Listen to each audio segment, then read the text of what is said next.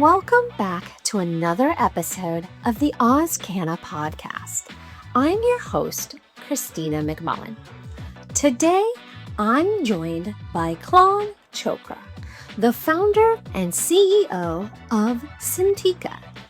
If you haven't come across them yet, Satinca is Australia's first pharmacy-exclusive medical cannabis accessories provider, a business built to meet real-world needs of both patients and pharmacists. With over a decade of experience in the pharmaceutical industry, Claud made the leap into cannabis in 2021, not to chase a trend, but to solve a real problem, improving the patient experience through high-quality, pharmacy-ready accessories. In this chat, we're going to unpack what led them to launch Satinca, how their pharma background shaped the business, and why pharmacies might be the missing link in Australia's cannabis ecosystem.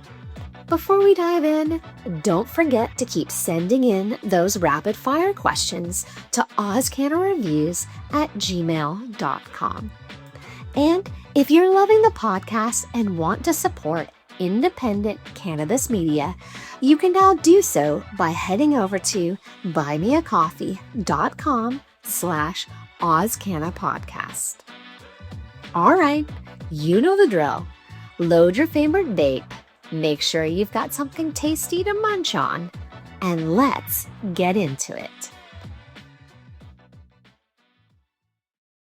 Are you ready? I'm ready. What's one thing you always travel with? Oh, okay. This has been like a new discovery, maybe for the past 6 months, because I work so much. I kind of sometimes forget to have fun. So I've been carrying like a little bouncy ball with me everywhere I go, even when I travel. And then instead of going on my phone to scroll or whatever, I just bounce the little bouncy ball. So that's what I usually always travel with. When you say the little bouncy ball, you mean like one of those like super balls that you're like, and they go everywhere? Correct. I love it.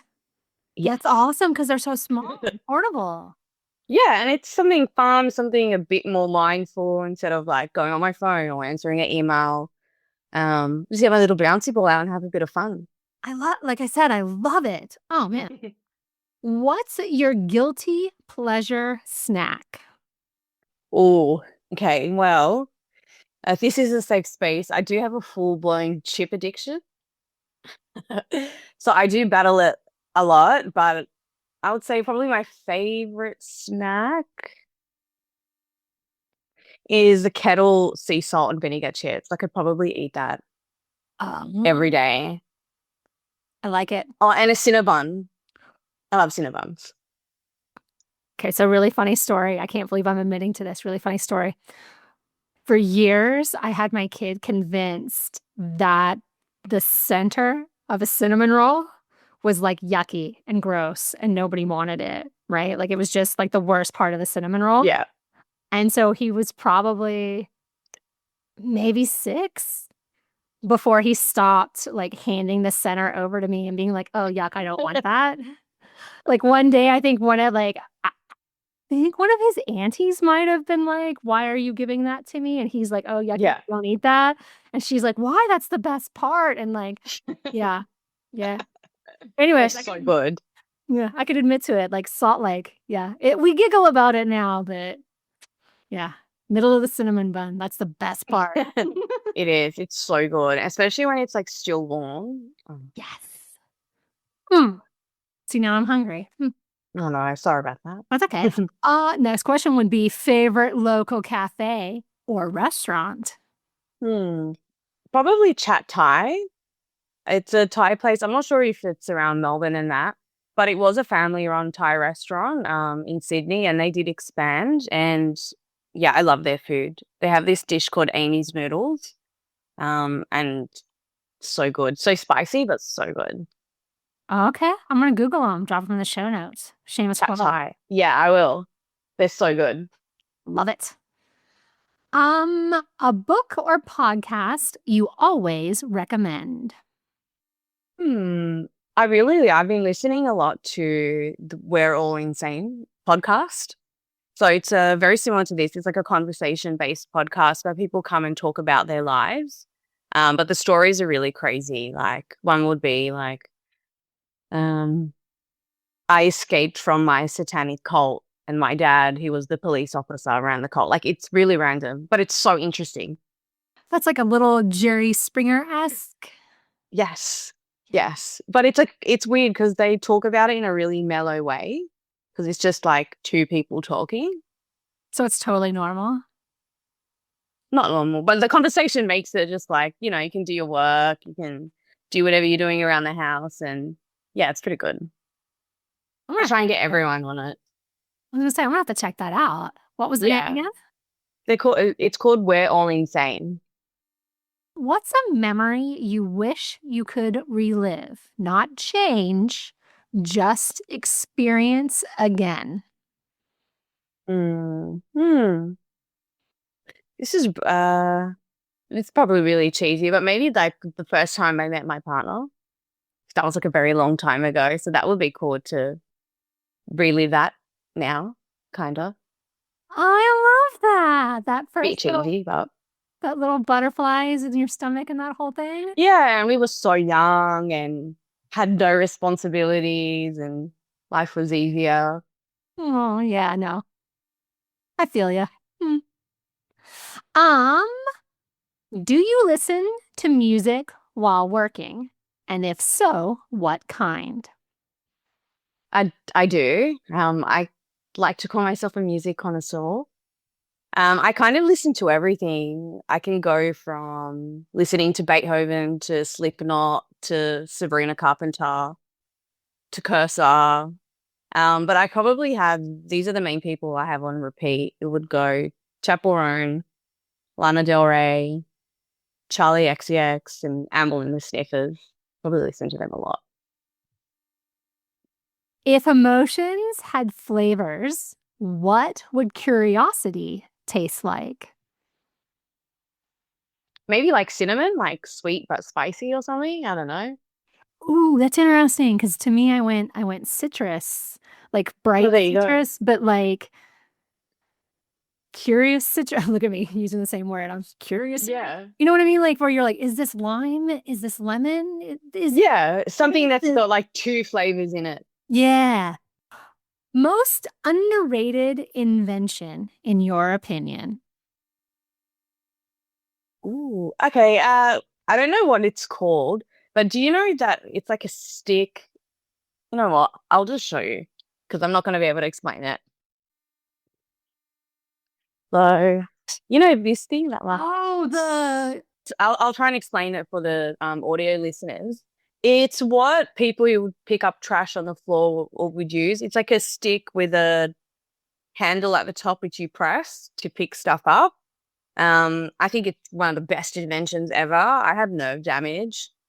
So if I like constantly bending down to pick stuff up, it's quite painful. So this is like a godsend. I've always wanted one. You need to get one. Get it. But I've always been like, if I got one, I would like I'd never get up again because I would just literally like, it would be like my little thing that I would carry everywhere with me. I'd be like, no, I can just reach that. I can just get that. It's so good. I love it. It is that little, you described it very well. It is. It's like just like what they used to pick up trash. I don't know. I was like, okay, I was like, that makes sense. But yeah, no, it does. It makes perfect sense. What was your first job ever? Probably my first non-real job is my dad is a painter and decorator. So when I was really, really young, I would help him. Like I would put the drop sheets on the floor and put it over the furniture and that. But then my first real job was KFC. Oh, KFC. I bet you've got some great stories about working hospitality. Actually, it actually was really fun. I did enjoy working there, especially because at the end of the day, they let you take all the food home that was cooked. So that was really cool. I used to love working clothes. I was quite young when I had the job. I think I was like 14 or something. And I did indeed get caught eating while I was working, Oh, and I got into very big trouble. And then I wasn't working there anymore. whoops. But, Yes. hot tip for the listener, hospitality Yes. jobs, one of the biggest pros is that you do get to eat. Yes. And at close, you can take the food that was cooked. Well, that was awesome. Love it. What's a small daily habit that makes a big impact for you? I think having a morning routine is really important. Like for me personally, is really important. I believe it sets you for your day. Um, so my morning, I basically do the same thing every morning. Um, I wake up, I go on my treadmill. I kind of think about what I'm going to do in the day. So I already set my intention. And then I burn some incense around my office. And then I say my affirmations, have a shower, walk the dogs, start my day. And I feel like if I don't do that, I'm like really like just all over the place. It's funny when you don't get your routine just quite right in the morning, how the rest of your day is just a little wonky. Nightmare. It's a nightmare. You Yeah. don't want to see me when I don't have my morning routine. I'm like, "Mm." God, I'm not the only one. Like I do, I get a little wonky when I'm like, the routine's just a little off. Yeah, because you just feel a bit, I don't know, weird. And not in the good way. I like being weird in the good way. Listener submitted question from Henry in Auckland, New Zealand. What's something invisible that you wish people could see? I don't know if it's like invisible, but the way birds see flowers is like really beautiful and bees. So it would be cool if we had like I don't know, like a little flick that changes our vision so we could see like their colorways. That would be cool. That's fascinating to me because, like, as a little kid, I always wondered, do people with blue eyes see blues differently? Do people with brown Mm. eyes see browns differently? I mean, it's not true. It's all has to do with how much light you're taking in and yada yada yada. But as like a 6, 7-year-old, I always like, I wonder if Yeah, eh, so cool. eyes. They're fascinating. Mm. One item you'd put in a time capsule. Maybe I have like a little Polaroid photo of my eldest sister when she was pregnant with her first child. And my dog, who's passed away now, is sitting with her hand on her stomach. And that's like one of my favorite photos, period. So I probably put that there. That's beautiful. Yeah, it's so cute. My sister was just sitting on a lounge and my dog ran up to her and just put her hand straight on her belly. And I was like, that's so cute. So I'd probably do that. Okay, so last question. What's something you're really proud of right now? Maybe this. This is pretty cool. I'm pretty sure I started watching and listening when you first launched. And then I followed you for quite a while. I mean, I still do on Instagram. And I remember saying to my partner, oh, that would be so cool if like I could be on it. That would be so cool. And now I'm here. And I was thinking about that today, my little morning routine that even though I was like a little nervous, I'm not best in social situations. I was like, no, this is like really cool. Like a few years ago, I would have been bouncing off the walls. And now that it's actually here, I can like soak it in. So probably this. Oh my God, I love it that I mean, first of all, I'm very humbled that coming on the show would be something on a bucket list, but Yeah. that's I'm so yay. I'm proud of you too. Woo! I made it. And it happened so organically, like, we bumped into each other at UIC, and then just kind of went from there. So it's pretty awesome, yeah. Yeah, UIC is a unique experience for sure. For the listeners who don't know, UIC is United in Compassion, and this year the conference was in Brisbane at the end of February. Um, for the listeners though who don't know anything about you, Claude, do you mind Mhm. introducing yourself? Sure. My name is Claude. I created Satinca 4 years ago, which I'll touch base later on about Satinca. A little bit about me is I've been in the pharmaceutical industry for over a decade. Previous to that, I was a chef, a very different job.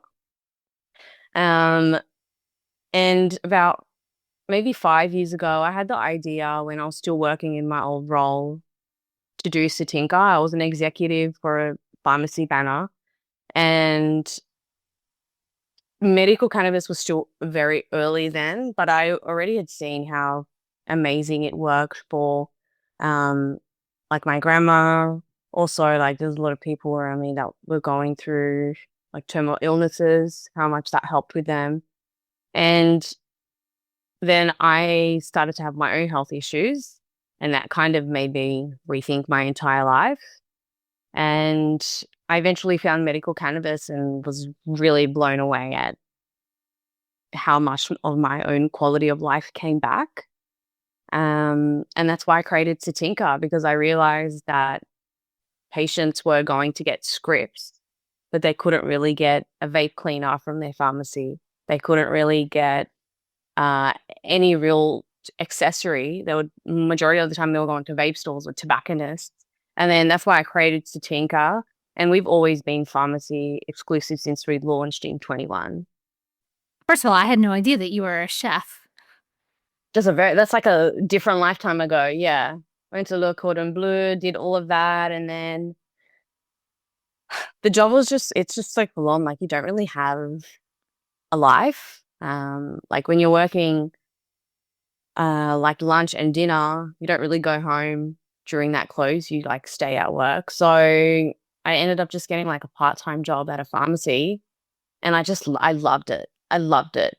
Like I loved learning new things every week. I loved that Rex would come in and teach us how to use a product, you know, what products that customers can't use if they have health issues. All the learning stuff I really loved in the pharmacy world.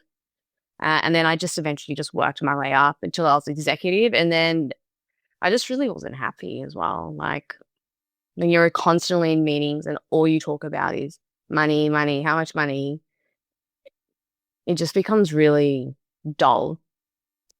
It's interesting that you're like, okay, so I was a chef and I was doing this and I was kind of enjoying it, but I kind of wasn't. And then you literally were like, okay, I'm going to find a job to kind of, because you're right. That's that weird little period in between where you're not working, but you're like, I can't really go and do anything because I got to be back Yeah. at work. So where like, and so you start working in a pharmacy, and at the core, it sounds like you just kind of really liked helping people.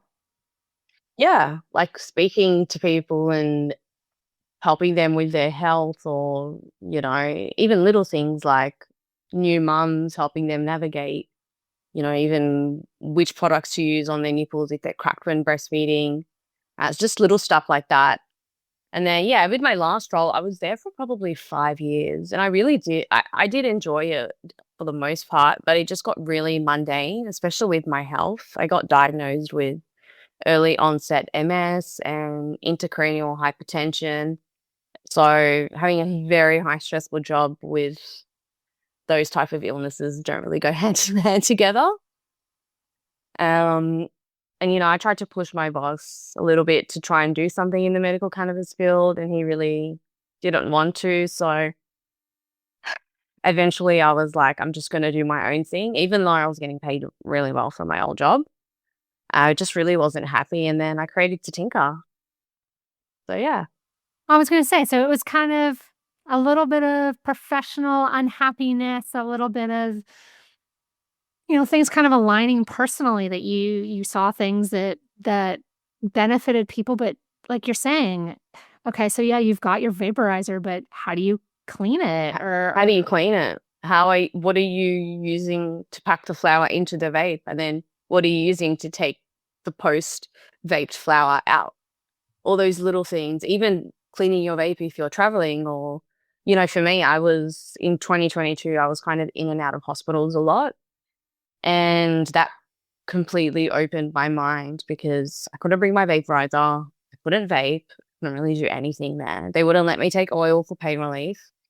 They were giving me endone, which didn't really work.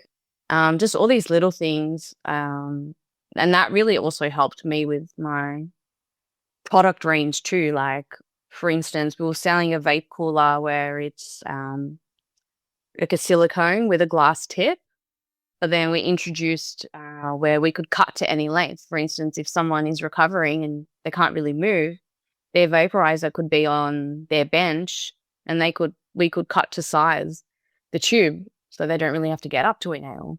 All those little things has helped me a lot as well with my product range to really think of the patient. Was there anybody in your family that kind of like talked you out of it? I mean, because you said you had your boss and you had a little bit of conversation with him about, hey, maybe we should, maybe embrace this medicinal cannabis space. Yeah. There's definitely a need for it. And he was kind of like, "Meh, I'm gonna veto that." Precisely. W- what were like your family? What did they think? Did you run into like a lot of resistance with it? I think possibly my partner was maybe like, because I was in my old role for so long. She just thought, because I did abruptly leave my old role. She was maybe in the beginning a bit like, how is this all going to work?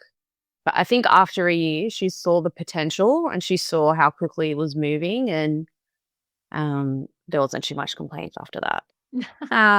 Fair enough. And my family as well, they're very supportive. They're like, my parents migrated here from Lebanon, so I think they were always kind of rooting for any type of like independent business. So I'm very lucky to have that. I love it. Did you say already, or I don't think you did. What was the first product that you launched? Yeah, you launched. The first product that was two products. It was our grinder and our 3-in-1 packing tool. So with our packing tool, it's not like the everyday 3-in-1 packing tools that you can just go buy anywhere. We actually had it specifically molded.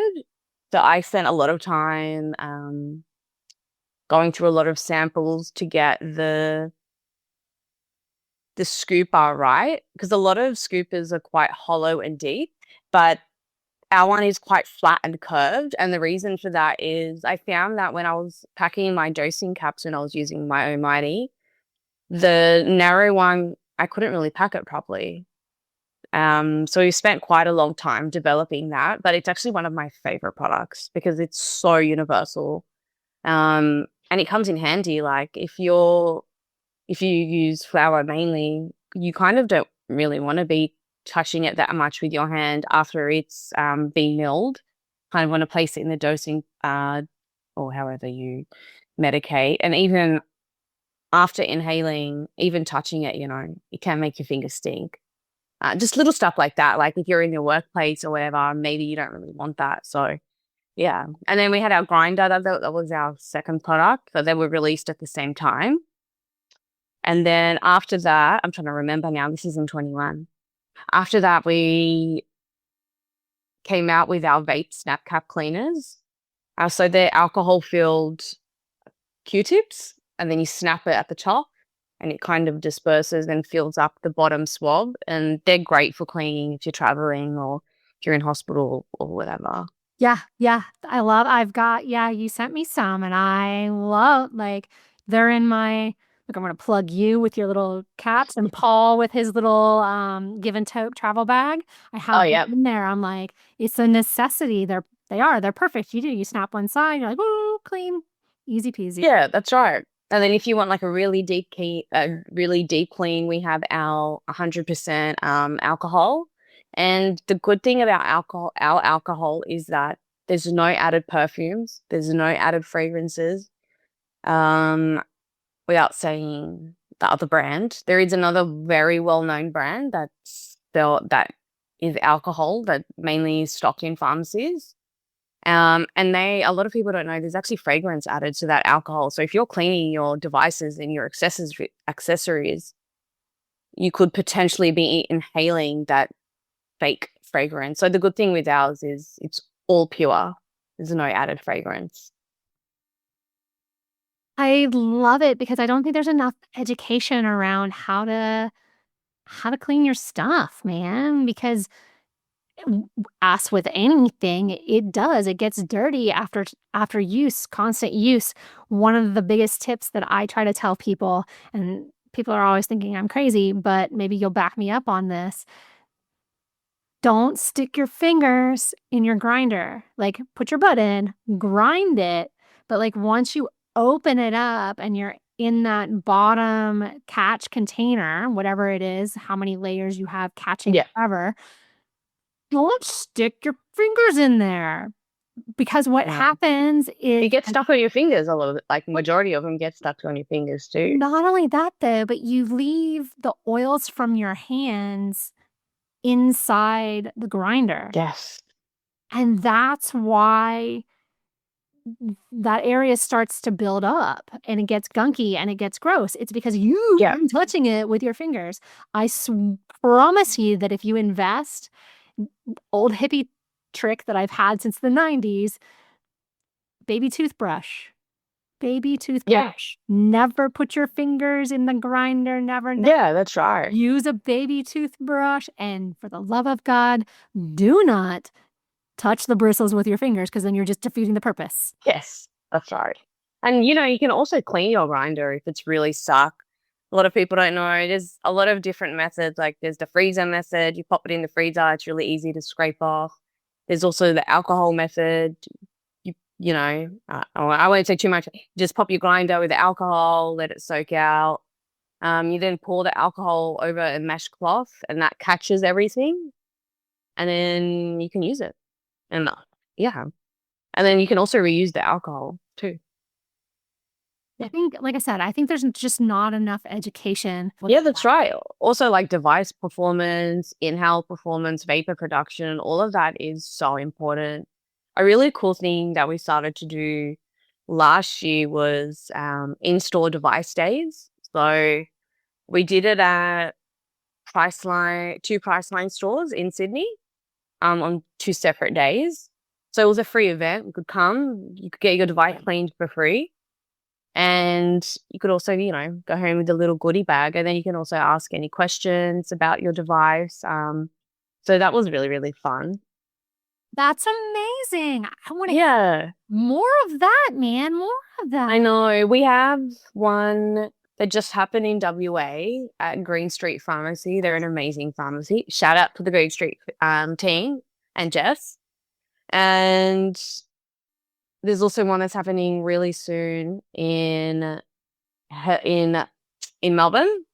And then my next goal is to have a few happening in Brisbane, but all after each other, because we have a lot of stores in Brisbane. But I think patients will love it because they can come get their device cleaned for free. They can ask any questions as well to the pharmacist. And it also builds that kind of conversation as well between the patient and the pharmacist. So, yeah.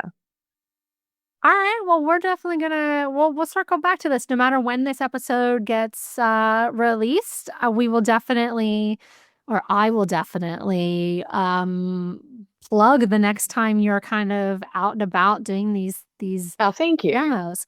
Well, I think education is really important, and like what you've said, you noticed a gap. There was nobody really helping with accessories, and there sure shit isn't anybody out there educating on how to clean them or how to take care of them. Or telling the pharmacist as well. Exactly. And I think that's a huge, I don't want to be like a huge area of opportunity, but it is, because there isn't enough education in this space.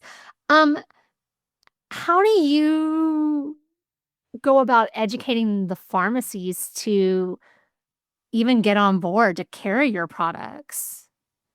In the beginning, it was quite hard, especially when we first launched. But the big thing that I really worked on was networking with an amazing network, and all these people that I kind of work with, we all have the same views as well.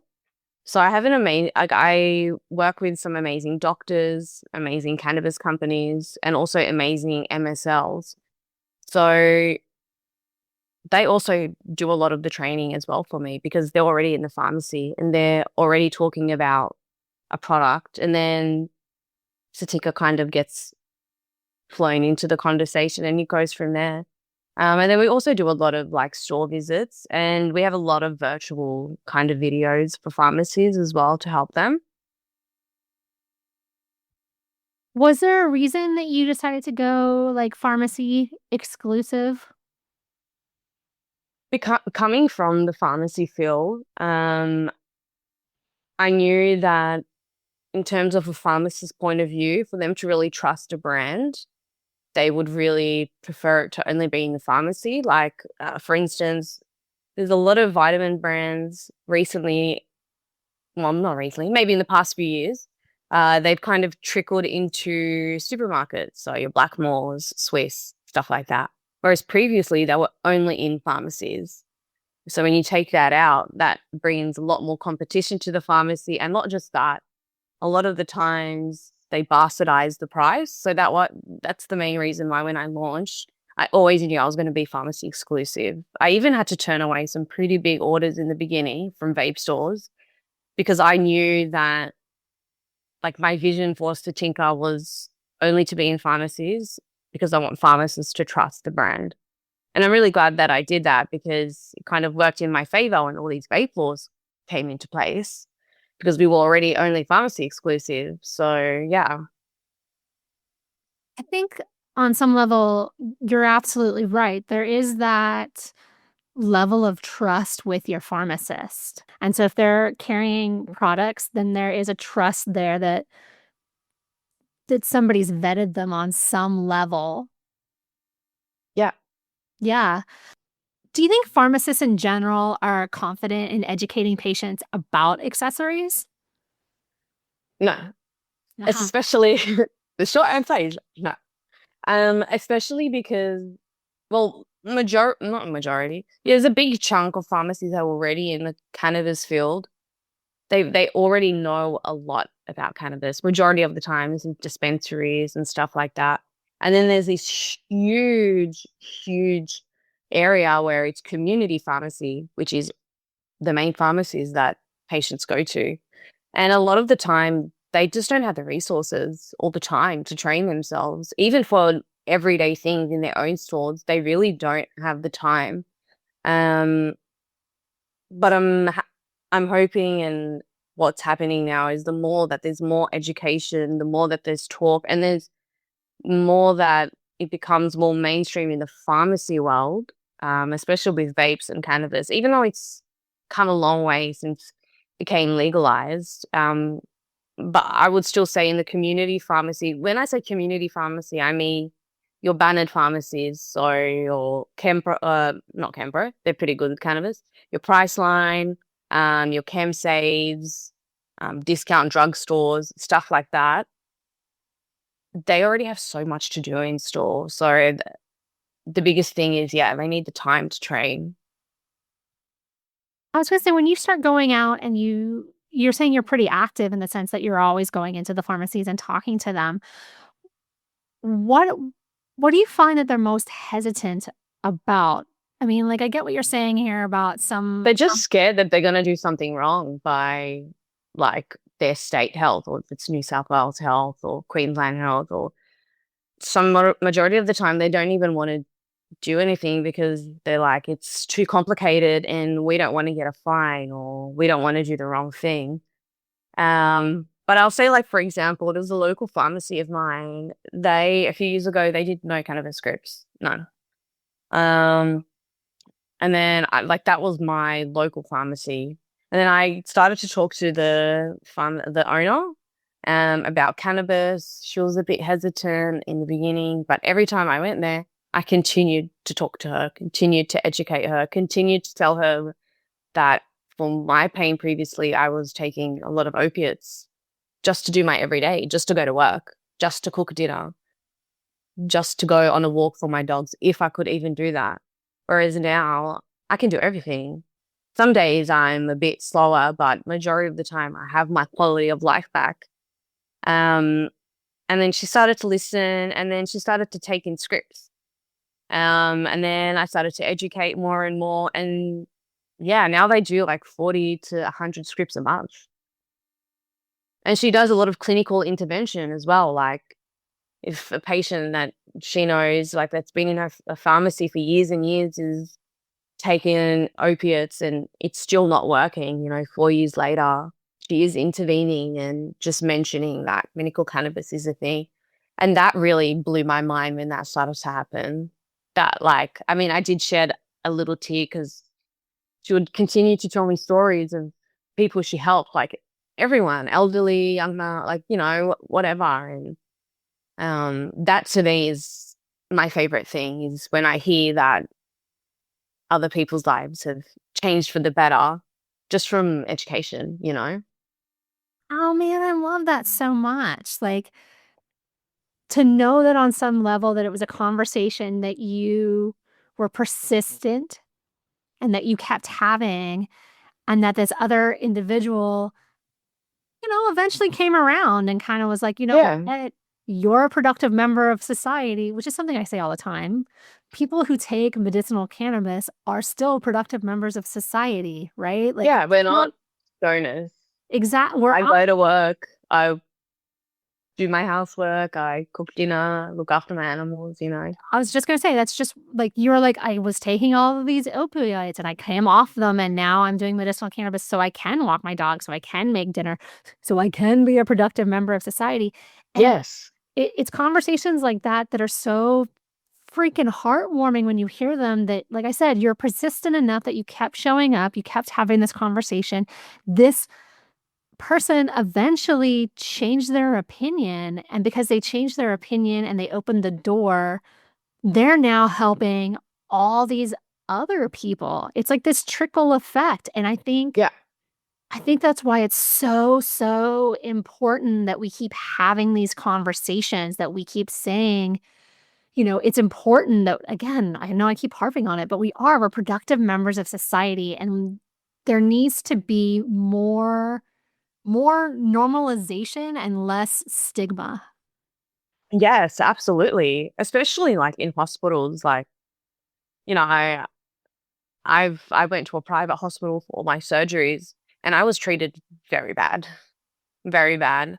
And that breaks my heart because I can just imagine all the other patients who, like, how maybe they're treated as well. I think that's like a really big thing that everyone should kind of, like, or people in the industry, like, should also like focus on, because these are the patients' everyday lives. Like, these are the patients that are struggling, you know? Um, how do you stay compliant, right? Because there's a lot of regulations in the industry. How do you stay compliant while still being kind of innovative in the space? Do you ever feel kind of like, I get, Closed in. yeah, Yeah. Especially, like I said, especially with the vape laws that came into place last year. They did put in a lot of restrictions. For instance, if you have a device, it needs to be stated that it's going to be used with medical cannabis. It can't have certain colors, can't have certain fonts. Luckily for me, I kept my packaging quite plain. wait, hold on, back up. It can't have certain colors or certain fonts? Correct. A lot of people, yeah, I mean, you can see yeah. my face. You can see my face, but listeners can't see my face. Oh my God. Are you? Her jaw is wide open, I'll tell you that. Wow.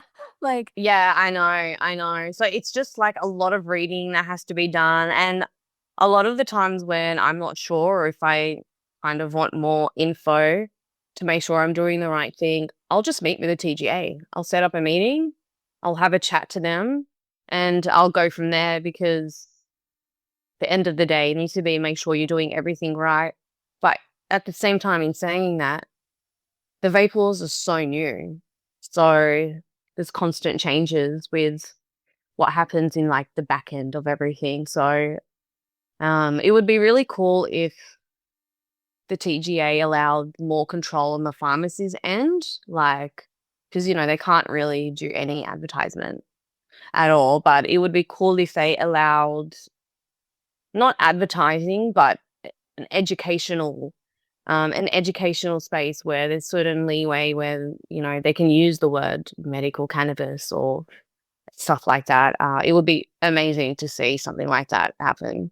I think my biggest thing with because it is a gag, basically gag order. You can't say anything, you can't do anything, you can't this, you can't that. And I think my biggest issue with it is that there are still players in the industry who are still advertising. And Yes. unfortunately, what And they're the biggest players. and I was gonna say what happens is that it becomes very hard for the people who are playing by the rules, who do want to educate, who do want to do the things the right way. It as a patient, it becomes really hard to find that education, to find the players who are Yeah. doing things ethically and by the book, because they're not saying anything because they can't say anything. Yeah, that's right. That's right. How do you keep going on hard days? Thank God I have my animals. I'll just say that. They really do, if I'm really, because with Satinca as well, we are independent. I don't have any investors. There's no second company that is a silent partner behind me. Satinca is independent, which means financially I'm responsible for everything, which does become very stressful at times. But I just try and keep myself busy, like I like to just kind of go outside, like to go on bushwalks, but my animals do distract me a lot, which is good. I need that distraction. Otherwise, I'm just like this. I think burnout in this space is tough. And Yes. I think with any I think with anything that you're passionate about, you run up against people who are naysayers and are against you for whatever reason, right? Because you've got a passion for whatever it is. But I find in this space that the negativity can be overwhelming at times. Yes. Yes. I feel like, kind of like what we're saying. How do you educate somebody when you can't advertise? But you're like, I'm not advertising, I'm educating, because this, like, again, to circle all the way back to why you're doing what you're doing, why you started Hmm. your company, because you saw an area of opportunity that was needed, right? Yeah. And Yeah. that part of that need came out of the lack of education. Yeah. Absolutely. Like I said, it's tough to keep going sometimes. Yeah. Like I absolutely love what I do. I love that, Satinka just started from a little idea in my head because I wanted to get a vape cleaner and I couldn't from my own pharmacy.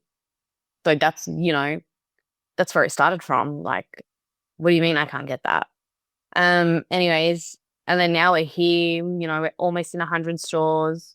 We worked alongside some pretty big cannabis companies. But because, it's like Satinka is independent, there's only two of us that do everything, me and one other person. Um, it is at times struggle city. Yeah. Especially when like, because we're at a growth phase, which is really, really good. It's just, stressful. Where do you see Satinca in 5 years? So I have two goals. I really hoped for Satinka to be in a main pharmacy wholesaler, so not a cannabis wholesaler, a main pharmacy wholesaler. So there's API, Sigma, Symbion, and maybe CHS, but the first three are the main three. It would be amazing to see Satinka in one of those platforms. And another thing is I'd like to have like a banner signed on. That would be really cool because then, we can continuously do education nights. We can continuously do in-store device days. There's a lot of cool things that can be done with that. So, hopefully in 5 years, that's what would happen. I love it. Yeah. Like I said, it's a tough space to be in, but I do feel like you're doing good things, man. You're doing good things, and Thank you. you're filling a need. And you got to keep, beating that drum and showing up. And like you said earlier, having the conversation so you can become on a shelf at any pharmacy so any patient can get it. Yeah. Yeah. Thank you for that. Yeah. Like I said, I like people who are doing great things that don't get the shout out that they need. Thank you. Thank you. Let's talk legacy for a second. What do you think the future of cannabis in pharmacies in Australia is going to be like, and kind of what kind of legacy are you hoping to leave behind there with Satinca? I think that I know that the talk of legalization is always on everyone's mind, but I do think we're probably 10 years away from that personally, because I think if in the medical cannabis space, if it's not running completely smoothly, then there's no way the recreational side would ever be. So I think maybe in 5-ish years, you'll start to see maybe a drop in clinics and more so the pharmacy take on that. So the pharmacist does the prescribing. I think we'll probably see more in that. And I think we'll see maybe a drop in products going into Schedule 3, which means no prescription needed, just a pharmacist intervention. And then legacy with Satinca. I don't know about legacy. Just truly continue what we're doing. Never change from the vision that I had with Satinca, which was affordable accessories. I'm not sure about legacy yet. I don't know. Maybe a Satinca shop? That would be cool. I don't know. I'd have to think about it. I'll have to think about that. I'm going to think about that. See, I think you already know what you want your legacy to be. And that's affordability, like patient accessories that are affordable. Claude, it's been an absolute pleasure talking to you this morning. I loved every moment of it. And like I said, it's been I like having conversations with patients who, again, you saw a need, you filled it. Right. Yeah. And now, you're not a 1-person show. You're now a 2-person show. But 2-person show. yes. But you're out there and you're breaking the stigma and having the conversation, and hats off to you. Oh, thank you. And also thank you for what you do. Like, you really never miss a beat. You're always on top of it. Even, when you send out your reviews, they're always so thorough. So, oh, thank you very much. Thank you very much. yes. Before I let you go, though, call to action. What would be your call to action to the listeners listening today? If your pharmacy doesn't stock Satinca, please ask them to stock Satinca. So then it'll just be easier for everyone, really. And then, if they do stock Satinca, then it's a lot easier for us to do our in-store device cleaning days and, bring that a lot more to the masses. And that's a wrap for today's episode of the AusCannaPodcast. If you want to learn more about Satinca and their range of pharmacy-exclusive medical cannabis accessories, be sure to check out all the links in the show notes. If you found this episode valuable, it would mean the world to me if you left a 5-star review, followed the show, or shared it with a mate who's navigating the medical cannabis scene. Every bit of support helps us keep these conversations going. Until we meet again, friends, thank you for taking time out of your busy schedule to listen. And remember, the ultimate life hack isn't drinking more green smoothies or doing more yoga. It's removing yourself from toxic, energy-draining people, places, and things.